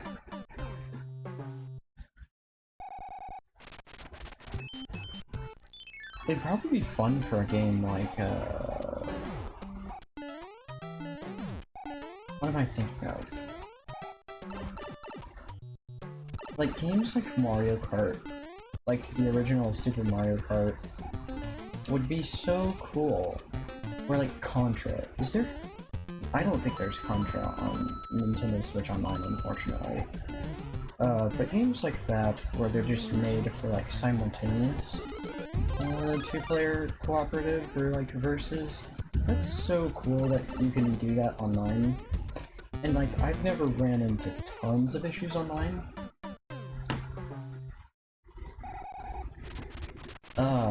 Yeah, Mario Maker is where I found the most lag by far. Probably more than in Smash Brothers, but I don't play Smash Online that often. It's really sad too, because it's such a cool idea and concept. One game I might do online in often, and I mean like pretty often, because I'm planning on doing a playthrough of it on stream, is I heard Super Mario 3D World is getting online multiplayer, and if that's true, oh baby, you know I'm gonna play that game online when it comes out, because that's probably like one of the best like Mario multiplayer games out there.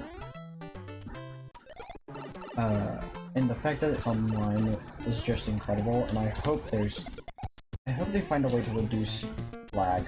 Even if there's some lag, but not a ton. you know? Like, if the game runs a little slower, I don't care that much. Just something relatively stable would be amazing.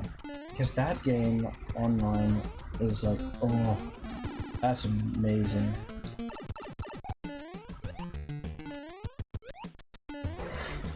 Okay, I thought I would kick that shell for a second there. Pretty much, yeah. It is really laggy, and it's really sad too.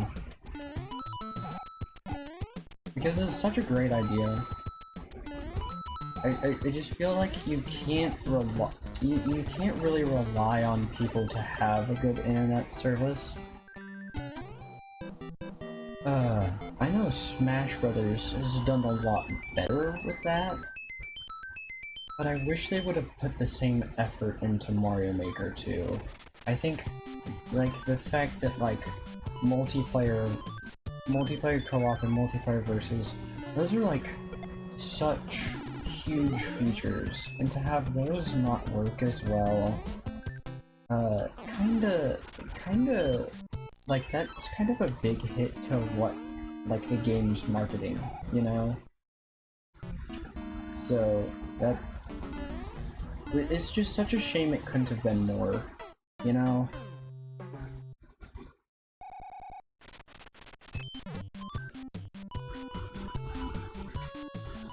I might use a star here.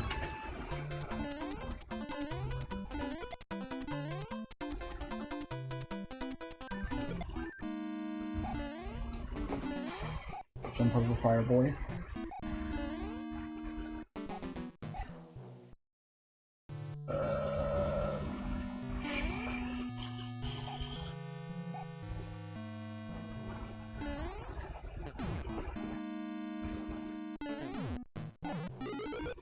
I might try to do some Mario Maker on stream though. Like making level or like playing a troll level probably. I like troll levels. They're fun. I haven't done very many of them, so there's a lot I could do. Plus it's just funny. Gives a lot to talk about, I suppose. A lot of that content.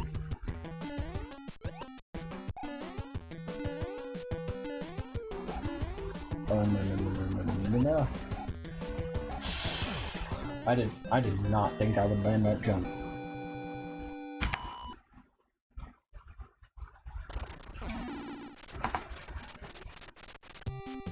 Alright. Alright.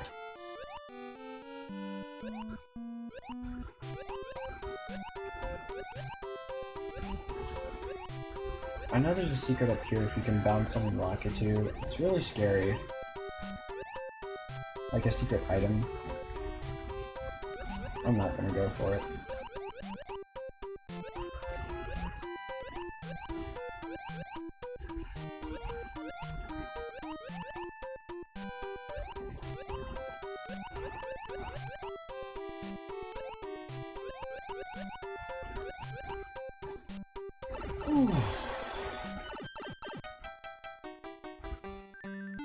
I mean, that was actually kind of pog that I swam through that so quickly. When did I start streaming on Twitch? About a month ago. I started like 2 days before Halloween. So yeah, basically exactly a month ago.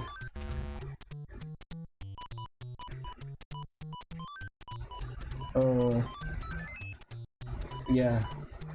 And I haven't really committed to any one thing in particular yet. Oh, nice one up. That was clutch.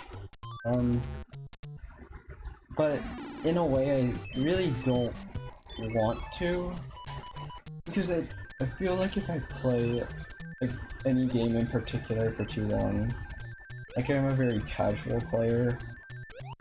Like I don't want to deal with the stress of being a speedrunner, or like I don't want to overplay any game in particular, but like, plus a lot of my friends just like, they don't know a lot about video games in general, and so whenever I talk about them, it just kind of goes over their head, And so one thing I wanted this channel to be was like not only a way to where I could just have fun playing games that I like, but also showing my friends why I like them. And so like I'm taking some time to like get used to the whole Twitch thing, and then once I get a good mic, because right now I'm just borrowing my brother's headphones. Once I get a good mic, I'd like to try to, like, actually, promote my channel a little bit more, among my family and friends, because they're a large part of why I made this stream, just so that, it could be a way for people to relax and have fun. So yeah.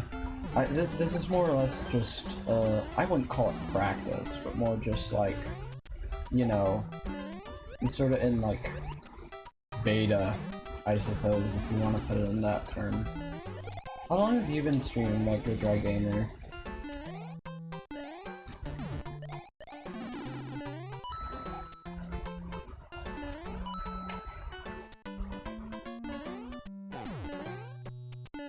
Oh, these purple things. I hate these guys.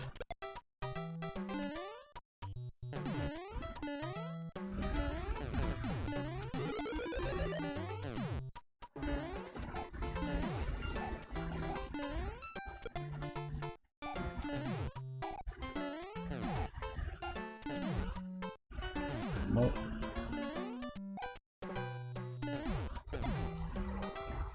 Oh, okay, that's a bomb. Start with a laptop, fill it,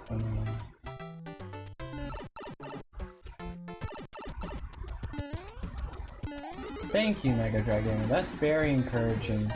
This is something I've wanted to do for, gosh, almost 10 years.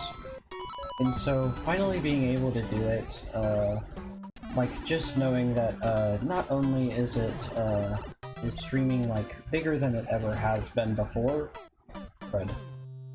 but also like knowing that streaming is now something that Nintendo is perfectly okay with. That's really encouraging because, you know, it's something I've wanted to do for a long time. And so just being able to do that, knowing I'll be able to do that without having to worry about copyright restrictions or having to worry about, oh no, this is such a small field, how can I do things to get help? Like, so much has gone forward in the way of just, like, making this as easy to get into as possible. And it's really, really cool.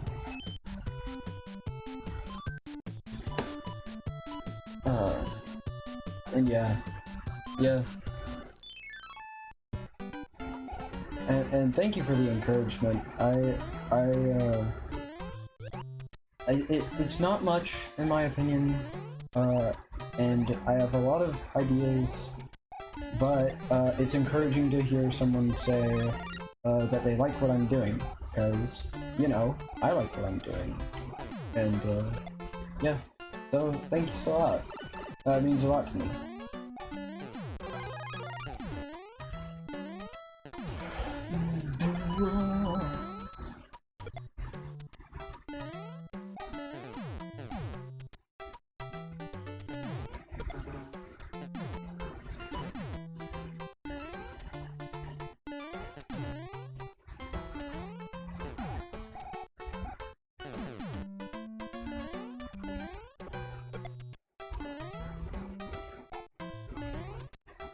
But yeah, I also am sort of streaming from well, not streaming from my Mac, but like I'm using like a Mac laptop to like as my computer basically. Basically I'm putting a fan next to my Switch so that it doesn't just like explode. So, like, yeah, I mean, I've had to work around a couple of things, but I'm glad it works decently. That was something I was worried about.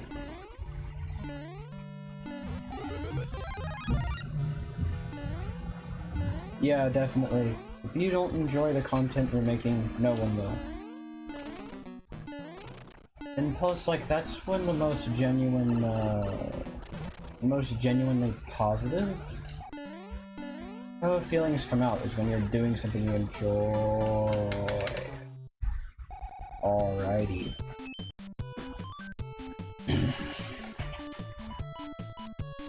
So, is there any item we could use appealing? It sounds like a waste. Actually, I might try something. Can we use a cloud here? No, we cannot. Well, that's rather unfortunate.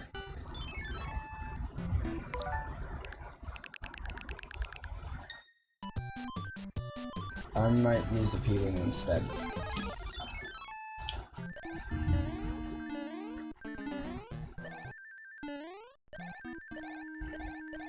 But yeah, how long have you been streaming for? Like, it sounds like you've been around the Twitch scene for a while. And like, I saw that you already have like a banner and stuff. That's pretty cool. I'd like to get a banner of my own sometime soon. Like, you know, like obviously, like you said, like that's not the most important thing, but like, it does help, feel nice, you know?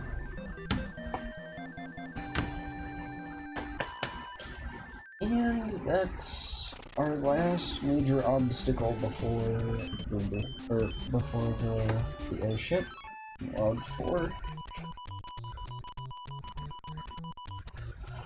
Now, if there is one game I would like to speedrun, it would probably be Mario Odyssey, because I really like the movement in that game, and even though there's a lot of competition, I don't think it'd be something I'd take too seriously.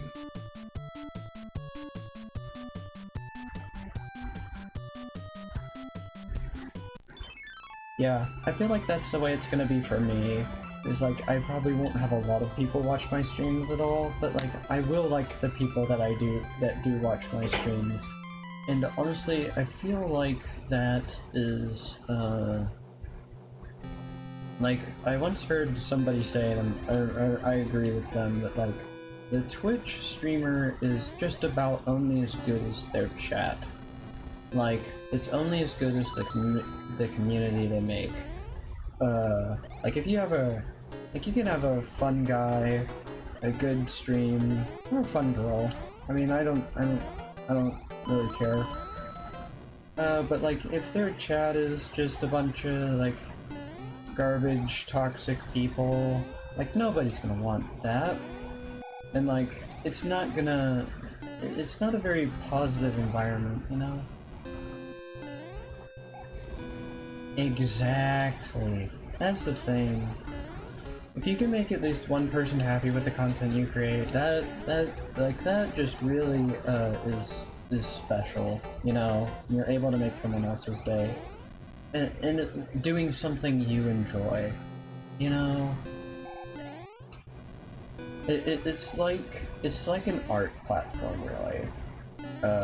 And I'm not an artist, but it's like when you make something that, even if it's just one other person who enjoys it, it feels special because they enjoy it. You know, there's like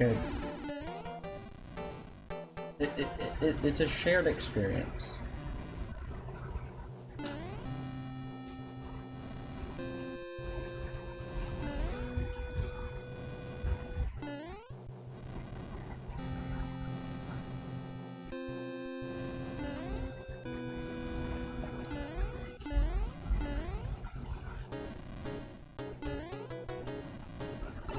What all do you do, Mega Drag Gamer? Because I don't think I really asked you that.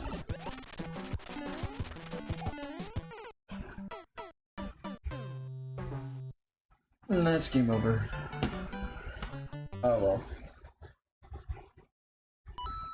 I might stop it there for today, at least for Mario 3. I'd like to do something else.